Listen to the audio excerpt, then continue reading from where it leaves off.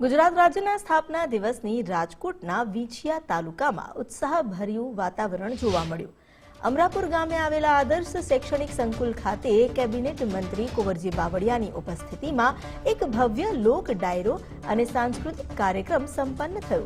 આ કાર્યક્રમમાં પ્રખ્યાત લોક સાહિત્યકાર ધીરુભાઈ સરવૈયાએ પોતાની તળપદી શૈલીમાં ગુજરાતના ઇતિહાસની વાતો રજૂ કરી, જ્યારે ભજની કલ્પાબેન પરમારે પ્રાચીન ભજનોની રમઝટ બોલાવી। આ પ્રસંગે તાજેતરમાં સ્થાનિક સ્વરાજની સંસ્થામાં ચૂંટાયેલા ભાજપના નવા સભ્યોનો સન્માન સમારોહ પણ યોજાયો।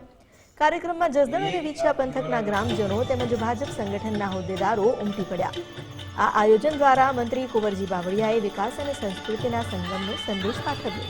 લોક સાહિત્યકાર ધીરુભાઈ સરવૈયા તેમજ ભજની અલ્પાબેન પરમાર કાર્યક્રમની શોભા વધારી। ગુજરાતના પ્રાચીન ભજન તેમજ ધીરુભાઈ સરવૈયાએ તળપદી ભાષામાં ગુજરાતના ઇતિહાસની વાતો સૌ સુધી પહોંચાડી।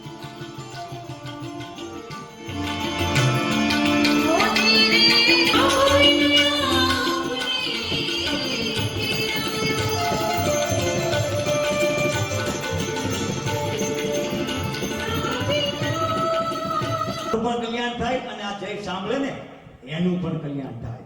ભારત માતા કી